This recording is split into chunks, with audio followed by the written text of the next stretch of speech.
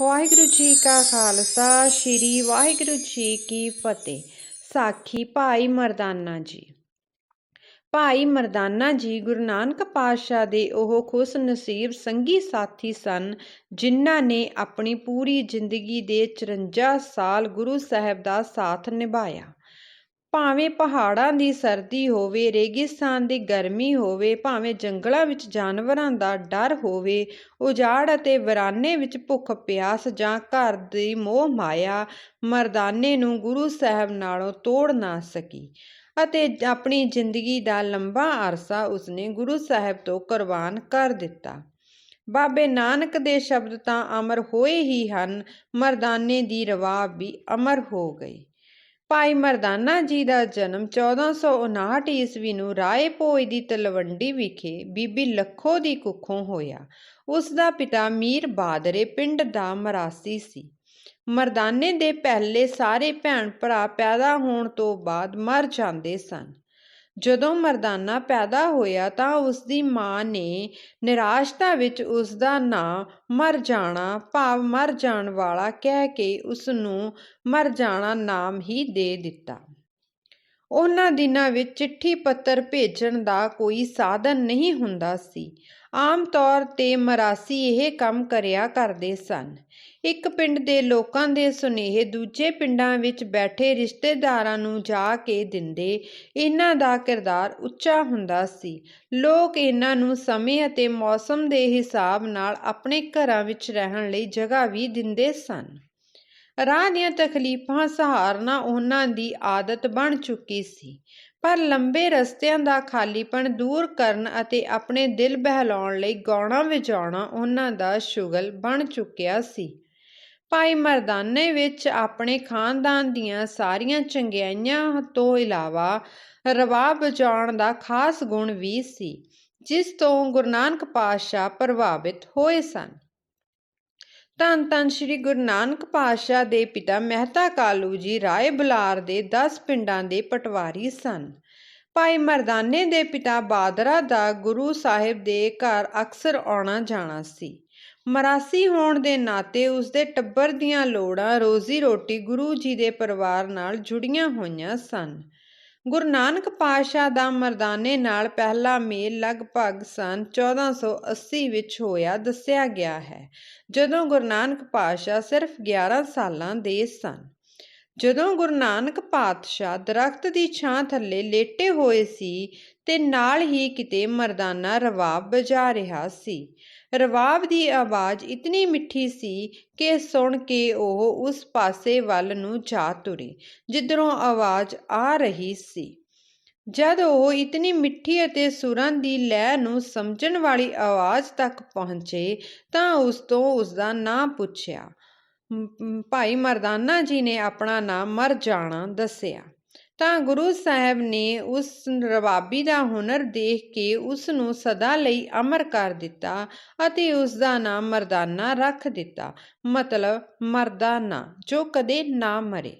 ਬਸ ਉਸ ਦਿਨ ਤੋਂ ਬਾਅਦ ਦੋਵਾਂ ਦਾ ਪਿਆਰ ਦੇ ਬੰਧਨ ਵਿੱਚ ਐਸਾ ਬੱਝ ਗਿਆ ਕਿ ਇੱਕ ਦੂਜੇ ਨਾਲ ਚੋਲੀ ਦਾਮਨ ਦਾ ਰਿਸ਼ਤਾ ਬਣ ਗਿਆ। ਦੋਵੇਂ ਰਲ ਕੇ ਗਾਉਣ ਲੱਗੇ। ਦੋਹਾਂ ਦੀ ਸਾਂਝ ਰਾਗ ਸੀ, ਸ਼ਬਦ ਗਾਇਨ ਸੀ। ਗੁਰੂ ਨਾਨਕ ਪਾਤਸ਼ਾਹ ਜਦ ਵੀ ਬੋਲਦੇ ਇਹ ਕਹਿੰਦੇ, ਮਰਦਾਨਿਆਂ ਰਬਾਬ ਵਜਾ, ਬਾਣੀ ਆਈ ਏ।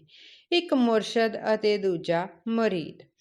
ਜਦ ਬਾਬੇ ਨਾਨਕ ਨੇ ਮਰਦਾਨੇ ਨੂੰ ਆਪਣੀ ਰੱਬੀ ਬਾਣੀ ਨਾਲ ਰਬਾਬ ਵਜਾਉਣ ਲਈ ਹਮੇਸ਼ਾ ਲਈ ਸਾਥ ਦੇਣ ਲਈ ਕਿਹਾ ਕਿ ਇਸ ਤਰ੍ਹਾਂ ਤੇਰਾ ਉਧਾਰ ਹੋ ਜਾਵੇਗਾ, ਤਾਂ ਮਰਦਾਨੇ ਨੇ ਉਸ ਸਮੇਂ ਉੱਤਰ ਦਿੱਤਾ, ਮਹਾਰਾਜ ਅਸੀਂ ਧਨੀ ਲੋਕਾਂ ਨੂੰ ਵਾਰਾਂ ਅਤੇ ਗੀਤ ਸੁਣਾ ਕੇ 4 ਪੈਸੇ ਖੱਟ ਕੇ ਲਿਆਉਂਦੇ ਹਾਂ ਅਤੇ ਆਪਣਾ ਪਰਿਵਾਰ ਪਾਲਦੇ ਹਾਂ। ਜੇ ਮੈਂ ਤੁਹਾਡੀ ਸੰਗਤ ਵਿੱਚ ਰਹਿ ਕੇ ਸ਼ਬਦ ਹੀ ਗਾਉਂਦਾ ਰਿਹਾ ਤਾਂ ਮੇਰਾ ਪਰਿਵਾਰ ਦਾ ਗੁਜ਼ਾਰਾ ਕਿਸ ਤਰ੍ਹਾਂ ਹੋਵੇਗਾ। ਜਿੱਥੋਂ ਤੱਕ ਮੇਰੇ ਉਧਾਰ ਦਾ ਸਵਾਲ ਹੈ, ਉਸ ਦੀ ਚਿੰਤਾ ਮੈਨੂੰ ਨਹੀਂ ਹੈ। ਮੈਂ 5 ਨਮਾਜ਼ਾਂ ਪੜ੍ਹਦਾ ਹਾਂ, ਰੋਜ਼ੇ ਵੀ ਰੱਖਦਾ ਹਾਂ। ਉਧਾਰ ਮੇਰਾ ਮੇਰੇ ਦੀਨ ਦੇ ਮੁਤਾਬਕ ਹੋ ਹੀ ਜਾਵੇਗਾ। ਰੱਬ ਤੁਹਾਡਾ ਭਲਾ ਕਰੇ। ਤੁਸਾਂ ਮੇਰੇ ਰਾਗ ਨੂੰ ਸਲਾਹਿਆ, ਮੈਨੂੰ ਮਾਣ ਬਖਸ਼ਿਆ। ਮਰਦਾਨੇ ਦਾ ਰਾਗ, ਉਸਦੀ ਸੁਰੀਲੀ ਆਵਾਜ਼ ਅਤੇ ਸਾਦੇ ਹੋਏ ਹੱਥਾਂ ਵਿਚਲੀ ਰਵਾਬ ਦੀ ਰਵਾਨਗੀ ਬਾਬੇ ਨਾਨਕ ਨੂੰ ਇਤਨੀ ਭਾ ਗਈ ਕਿ ਗੁਰੂ ਨਾਨਕ ਪਾਤਸ਼ਾਹ ਨੇ ਉਸ ਨੂੰ ਸਦਾ ਲਈ ਨਾਲ ਰੱਖਣ ਲਈ ਦੋਸਤੀ ਕਰ ਲਈ। ਭਾਈ ਮਰਦਾਨੇ ਦਾ ਗੁਰੂ ਨਾਨਕ ਜੀ ਨਾਲ ਪਹਿਲਾ ਮੇਲ ਤਾਂ ਤਲਵੰਡੀ ਵਿਖੇ ਹੀ ਹੋਇਆ ਸੀ। ਤਲਵੰਡੀ ਵਿਖੇ ਲਗਭਗ 7 ਸਾਲ ਤੱਕ ਆਪ ਨੇ ਗੁਰੂ ਜੀ ਦੀ ਸੰਗਤ ਕੀਤੀ ਅਤੇ ਆਪਣੇ ਪਰਿਵਾਰ ਨੂੰ ਪਾਲਿਆ। ਗੁਰੂ ਨਾਨਕ ਦੇਵ ਜੀ ਬਾਣੀ ਉਚਾਰਦੇ ਤੇ ਮਰਦਾਨਾ ਜੀ ਉਸ ਬਾਣੀ ਨੂੰ ਰਾਗਬੱਧ ਕਰਕੇ ਗਾਉਂਦੇ। ਜਦੋਂ ਗੁਰੂ ਨਾਨਕ ਜੀ ਦੇ ਪਿਤਾ ਮਹਿਤਾ ਕਾਲੂ ਜੀ ਨੇ ਗੁਰੂ ਜੀ ਨੂੰ ਦੁਨਿਆਵੀ ਕੰਮਾਂ ਕਾਰਾਂ ਵੱਲ ਮੋੜਨ ਲਈ ਸੁਲਤਾਨਪੁਰ ਲੋਧੀ ਵਿਖੇ ਬੇਬੇ ਨਾਨਕੀ ਜੀ ਕੋਲ ਭੇਜ ਦਿੱਤਾ ਤਾਂ ਭਾਈ ਮਰਦਾਨਾ ਜੀ ਉਦਾਸ ਹੋ ਗਏ। ਪਰ ਭਾਈ ਮਰਦਾਨਾ ਜੀ ਗੁਰੂ ਸਾਹਿਬ ਨੂੰ ਮਿਲਣ ਦੀ ਤਾਂਘ ਛੇਤੀ ਹੀ ਪੂਰੀ ਹੋ ਗਈ। ਮਹਿਤਾ ਕਾਲੂ ਜੀ ਨੇ ਭਾਈ ਮਰਦਾਨੇ ਨੂੰ ਤਲਵੰਡੀਓਂ ਸੁਲਤਾਨਪੁਰ ਵਿਖੇ ਗੁਰੂ ਸਾਹਿਬ ਦੀ ਖਬਰਸਾਰ ਲੈ ਕੇ ਆਉਣ ਲਈ ਭੇਜਿਆ। ਪਰ ਗੁਰੂ ਸਾਹਿਬ ਦਾ ਨਿੱਘਾ ਵਰਤਾਓ, ਪਿਆਰ, ਸਤਸੰਗ ਆਦਿ ਵੇਖ ਕੇ ਉਹ ਸਭ ਕੁਝ ਭੁੱਲ ਗਿਆ ਅਤੇ ਗੁਰੂ ਨਾਨਕ ਪਾਤਸ਼ਾਹ ਦਾ ਹੋ ਕੇ ਉੱਥੇ ਹੀ ਰਹਿ ਗਿਆ। ਬਸ ਫੇਰ ਕੀ ਸੀ, ਸਾਜ਼ ਅਤੇ ਆਵਾਜ਼ ਦੀਆਂ ਸੁਰਾਂ ਅਸਮਾਨੀ ਗੂੰਜਣ ਲੱਗੀਆਂ। ਇਸ ਵੇਲੇ ਮਰਦਾਨਾ ਜੀ ਦੀ ਉਮਰ ਲਗਭਗ 30 ਵਰ੍ਹਿਆਂ ਦੀ ਸੀ ਅਤੇ ਬਾਬਾ ਨਾਨਕ ਜੀ ਦੀ ਉਮਰ 20 ਵਰ੍ਹਿਆਂ ਦੀ ਸੀ। ਇੱਥੇ ਹੀ ਗੁਰੂ ਜੀ ਨੇ ਮਰਦਾਨੇ ਨੂੰ ਭਾਈ ਦੀ ਉਪਾਧੀ ਨਾਲ ਨਿਵਾਜਿਆ। ਸੰਨ 1487 ਈਸਵੀ ਨੂੰ ਗੁਰੂ ਨਾਨਕ ਪਾਤਸ਼ਾਹ ਜੀ ਦੀ ਸ਼ਾਦੀ ਮਾਤਾ ਸੁਲੱਖਣੀ ਜੀ ਨਾਲ ਬਟਾਲਾ ਵਿਖੇ ਹੋਈ। ਸ਼ਾਦੀ ਤੋਂ ਬਾਅਦ ਗੁਰੂ ਸਾਹਿਬ ਤਲਵੰਡੀ ਆ ਗਏ। 1487 ਤੋਂ ਲੈ ਕੇ 1491 ਤੱਕ ਤਲਵੰਡੀ ਹੀ ਰਹੇ। ਸਮਾਂ ਪਾ ਕੇ ਗੁਰੂ ਪਾਤਸ਼ਾਹ ਨੇ ਸੁਲਤਾਨਪੁਰ ਜਾਣ ਦੀਆਂ ਤਿਆਰੀਆਂ ਸ਼ੁਰੂ ਕਰ ਦਿੱਤੀਆਂ। ਭਾਈ ਮਰਦਾਨਾ ਗੁਰੂ ਸਾਹਿਬ ਦੇ ਨਾਲ ਤਾਂ ਨਹੀਂ ਗਿਆ, ਪਰ ਜਲਦੀ ਹੀ ਗੁਰੂ ਪਾਤਸ਼ਾਹ ਨੇ ਉਸ ਨੂੰ ਆਪਣੇ ਕੋਲ ਬੁਲਾ ਲਿਆ। ਉਸ ਤੋਂ ਬਾਅਦ ਗੁਰੂ ਨਾਨਕ ਪਾਤਸ਼ਾਹ ਜੀ ਸੰਸਾਰਕ ਵਿਹਾਰਾਂ ਤੋਂ ਮੁਕਤ ਹੋ ਕੇ ਦੁਨੀਆ ਦੇ ਉਧਾਰ ਲਈ, ਗੁਰੂ ਘਰ ਦੇ ਪ੍ਰਚਾਰ ਲਈ ਯਾਤਰਾ ਤੇ ਨਿਕਲ ਤੁਰੇ। ਉਹਨਾਂ ਦਾ ਸਾਥ ਭਾਈ ਮਰਦਾਨਾ ਜੀ ਨੇ ਦਿੱਤਾ। ਗੁਰੂ ਸਾਹਿਬ ਨੇ 4 ਉਦਾਸੀਆਂ ਕੀਤੀਆਂ, ਜਿਨ੍ਹਾਂ ਦਾ ਉਦੇਸ਼ ਮਾਨਵਤਾ ਦਾ ਕਲਿਆਣ ਸੀ। ਭਾਈ ਗੁਰਦਾਸ ਜੀ ਦੇ ਸ਼ਬਦਾਂ ਵਿੱਚ ਚੜ੍ਹਿਆ ਸੋਧਣ ਧਰਤ ਲੁਕਾਏ। ਇਹਨਾਂ 4 ਉਦਾਸੀਆਂ ਸਮੇਂ ਗੁਰੂ ਜੀ ਦੇ ਔਖੇ ਸੌਖੇ ਰਾਹਾਂ ਦਾ ਸਾਥੀ ਭਾਈ ਮਰਦਾਨਾ ਗੁਰੂ ਜੀ ਦੇ ਨਾਲ ਹੀ ਰਿਹਾ। ਭਾਵੇਂ ਉਹਨਾਂ ਨੂੰ ਰੋੜਿਆਂ ਤੇ ਸੌਣਾ ਪਿਆ, ਅੱਕ ਚੱਬਣੇ ਪਏ ਜਾਂ ਅਸਾਮ ਦੀਆਂ ਜਾਦੂਗਰਨੀਆਂ ਦੇ ਜਾਦੂ ਦਾ ਸ਼ਿਕਾਰ ਹੋਣਾ ਪਿਆ, ਪਰ ਸਿਦਕ ਦਾ ਪੱਕਾ ਆਗਿਆਕਾਰੀ ਸ੍ਰਿੜੀ ਮਰਦਾਨਾ ਆਪਣੇ ਮੁਰਸ਼ਦ ਦੇ ਆਖੇ ਤੋਂ ਕਦੇ ਨਾ ਅੱਕਿਆ, ਨਾ ਥੱਕਿਆ, ਸਗੋਂ ਸਭ ਕੁਝ ਸੱਤ ਕਰਕੇ ਮੰਨਿਆ। ਪਰਿਵਾਰ ਦੇ ਗਿਲੇ ਸ਼ਿਕਵਿਆਂ ਅਤੇ ਪ੍ਰਭਾਵਿਤ ਹੋਏ ਆਰਥਿਕ ਹਾਲਾਤਾਂ ਦੇ ਬਾਵਜੂਦ ਵੀ ਭਾਈ ਮਰਦਾਨਾ ਜੀ ਗੁਰੂ ਸਾਹਿਬ ਦਾ ਸਾਥ ਛੱਡਣ ਲਈ ਰਾਜੀ ਨਾ ਹੋਏ। ਗੁਰੂ ਸਾਹਿਬ ਦੀ ਦੋਸਤੀ ਮਰਦਾਨੇ ਵੱਲ ਸੰਕੇਤ ਸੀ ਸੁਰਤ ਅਤੇ ਸ਼ਬਦ ਦੇ ਮਿਲਾਪ ਦਾ। ਬਾਬਾ ਜੀ ਸ਼ਬਦ ਰੂਪ ਸੀ ਅਤੇ ਮਰਦਾਨਾ ਸੁਰਤ, ਜੋ ਕਦੀ ਭਟਕ ਵੀ ਜਾਂਦੀ, ਡੋਲ ਵੀ ਜਾਂਦੀ ਅਤੇ ਡਰ ਵੀ ਜਾਂਦੀ। ਪਰ ਉਹਨਾਂ ਦੋਹਾਂ ਦੀ ਦੋਸਤੀ ਦੁਨੀਆ ਨਾਲੋਂ ਵੱਖਰੀ ਹੀ ਸੀ। ਉਹ ਹੁਨਰ ਦੇ ਘਰ ਵਿੱਚ ਇੱਕ ਸੁਰ ਸਨ, ਮਨ ਵੀ ਇੱਕ ਸੁਰ ਹੋ ਜਾਂਦਾ ਸੀ।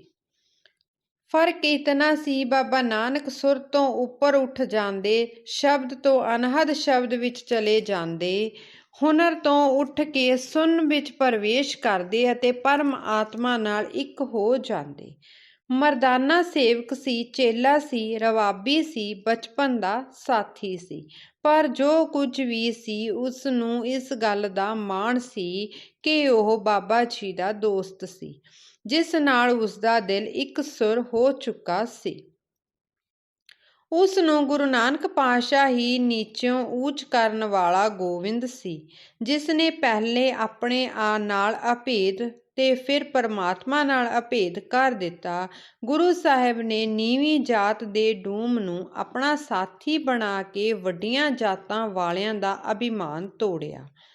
ਉਹ ਰਬਾਬੀ ਤੋਂ ਭਾਈ ਤੇ ਭਾਈ ਤੋਂ ਸੰਤ ਬਣ ਗਿਆ। ਤਦੇ ਤਾਂ ਭਾਈ ਗੁਰਦਾਸ ਜੀ ਨੇ ਆਪਣੀਆਂ 12 ਵਿੱਚ ਲਿਖਿਆ ਹੈ, ਇੱਕ ਬਾਬਾ ਅਕਾਲ ਰੂਪ, ਦੂਜਾ ਰਬਾਬੀ ਮਰਦਾਨਾ। ਨੀਚਾ ਅੰਦਰ ਨੀਚ ਜਾਤ ਨੀਚੀ ਹੂੰ ਅਤ ਨੀਚ। ਨਾਨਕ ਤਿਨ ਕੈ ਸੰਗ ਸਾਥ ਵੱਡਿਆਂ ਸਿਉ ਕਿਆ ਰੀਸ। ਜਿੱਥੇ ਨੀਚ ਸੰਭਾਲੀਅਨ ਤਿੱਥੇ ਨਦਰ ਤੇਰੀ ਬਖਸ਼ੀਸ। ਭਾਈ ਮਰਦਾਨਾ ਦਾ ਅਕਾਲ ਚਲਾਣਾ ਅਫਗਾਨਿਸਤਾਨ ਦੇ ਕੁਰਮ ਦਰਿਆ ਦੇ ਕਿਨਾਰੇ ਕੁਰਮ ਨਗਰ ਵਿੱਚ ਹੋਇਆ, ਜਿੱਥੇ ਸ੍ਰੀ ਗੁਰੂ ਨਾਨਕ ਪਾਤਸ਼ਾਹ ਨੇ ਉਸ ਦੀ ਦੇਹ ਨੂੰ ਜਲ ਪ੍ਰਵਾਹ ਕੀਤਾ। ਜਿਵੇਂ ਗੁਰੂ ਨਾਨਕ ਪਾਤਸ਼ਾਹ ਜੀ ਅਤੇ ਭਾਈ ਮਰਦਾਨਾ ਜੀ ਦਾ ਅੰਤਮ ਵਾਰਤਾਲਾਪ ਹੋਇਆ। ਭਾਈ ਮਰਦਾਨਾ ਜੀ ਦੇ ਅਕਾਲ ਚਲਾਣੇ ਦੇ ਦਿਨ ਨੇੜੇ ਸਨ। ਮਹਾਂਪੁਰਸ਼ਾਂ ਨੂੰ ਇਸ ਗੱਲ ਦਾ ਅਭਿਆਸ ਹੋ ਜਾਂਦਾ ਹੈ।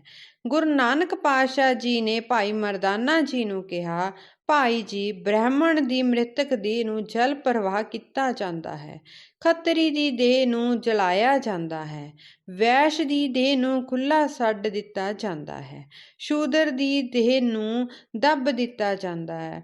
ਹੁਣ ਤੁਸੀਂ ਦੱਸੋ, ਤੁਹਾਡੀ ਮ੍ਰਿਤਕ ਦੇਹ ਨੂੰ ਕਿਹੜੀ ਰੀਤੀ ਨਾਲ ਸੰਸਕਾਰਿਆ ਜਾਏ। ਗੁਰੂ ਜੀ ਨੇ ਭਾਈ ਮਰਦਾਨਾ ਜੀ ਨੂੰ ਫਿਰ ਕਿਹਾ, ਜੇ ਤੂੰ ਕਹੇਂ ਤਾਂ ਤੇਰੀ ਮ੍ਰਿਤਕ ਦੇਹ ਨੂੰ ਧਰਤੀ ਵਿੱਚ ਦੱਬ ਕੇ ਇੱਟਾਂ ਦੀ ਮੱਟੀ ਬਣਾ ਦੇਈਏ। ਭਾਈ ਮਰਦਾਨਾ ਜੀ ਨੇ ਕਿਹਾ, ਗੁਰੂ ਜੀ, ਜਦ ਮੇਰੀ ਆਤਮਾ ਸਰੀਰ ਰੂਪੀ ਸਮਾਧ ਵਿੱਚੋਂ ਨਿਕਲ ਜਾਵੇਗੀ ਤਾਂ ਫਿਰ ਉਸ ਨੂੰ ਪੱਥਰ ਜਾਂ ਇੱਟਾਂ ਗਾਰੇ ਦੀ ਸਮਾਧ ਵਿੱਚ ਕਿਉਂ ਬੰਨ੍ਹ ਕੇ ਰੱਖਦੇ ਹੋ। ਗੁਰੂ ਜੀ ਨੇ ਇਹ ਉੱਤਰ ਸੁਣ ਕੇ ਕਿਹਾ, ਮਰਦਾਨਿਆ, ਤੂੰ ਅਸਲ ਪਾਰ ਬ੍ਰਹਮ ਨੂੰ ਪਛਾਣ ਲਿਆ ਹੈ। ਤੂੰ ਹੀ ਅਸਲੀ ਬ੍ਰਾਹਮਣ ਹੈ। ਇਸ ਕਰਕੇ ਅਸੀਂ ਤੇਰੀ ਦੇਹ ਨੂੰ ਜਲ ਪ੍ਰਵਾਹ ਕਰਾਂਗੇ। ਭਾਈ ਮਰਦਾਨਾ ਜੀ ਨੇ ਕਿਹਾ, ਤੁਸੀਂ ਬ੍ਰਹਮ ਨੂੰ ਪਛਾਣਿਆ ਹੈ, ਮੈਂ ਤਾਂ ਤੁਹਾਨੂੰ ਪਛਾਣਿਆ ਹੈ। ਹੁਣ ਆਪ ਵਿੱਚ ਅਤੇ ਮੇਰੇ ਵਿੱਚ ਬਹੁਤਾ ਫਰਕ ਨਹੀਂ ਹੈ। ਗੁਰੂ ਨਾਨਕ ਸਾਹਿਬ ਨੇ ਮਰਦਾਨੇ ਨੂੰ ਉਸਦੇ ਆਖਰੀ ਵੇਲੇ ਦਰਿਆ ਦੇ ਕਿਨਾਰੇ ਜਾ ਕੇ ਖੁਦਾ ਨੂੰ ਯਾਦ ਕਰਨ ਲਈ ਕਿਹਾ। ਉਸਨੇ ਐਵੇਂ ਹੀ ਕੀਤਾ। ਸਵੇਰੇ ਅੰਮ੍ਰਿਤ ਵੇਲੇ ਉਸਦੀ ਆਤਮਾ ਬ੍ਰਹਮ ਵਿੱਚ ਲੀਨ ਹੋ ਗਈ ਅਤੇ ਉਸਦਾ ਸਰੀਰ ਸਦਾ ਲਈ ਆਪਣੇ ਗੁਰੂ ਤੋਂ ਵਿਛੜ ਗਿਆ। ਗੁਰੂ ਸਾਹਿਬ ਨੇ ਆਪਣੇ ਕਰ ਕਮਲਾਂ ਨਾਲ ਸਿੱਖ ਸੇਵਕ ਦੀ ਮਦਦ ਨਾਲ ਮਰਦਾਨੇ ਦੀ ਦੇਹ ਨੂੰ ਜਲ ਪ੍ਰਵਾਹ ਕਰ ਦਿੱਤਾ। ਕਿਤਨੇ ਭਾਗਾਂ ਵਾਲਾ ਸੀ ਮਰਦਾਨਾ, ਜਿਸ ਦਾ ਜਲ ਪ੍ਰਵਾਹ ਦੋਹਾਂ ਜਹਾਨਾਂ ਦੇ ਵਾਲੀ ਨੇ ਆਪਣੇ ਕਰ ਕਮਲਾਂ ਨਾਲ ਕੀਤਾ ਹੋਵੇ।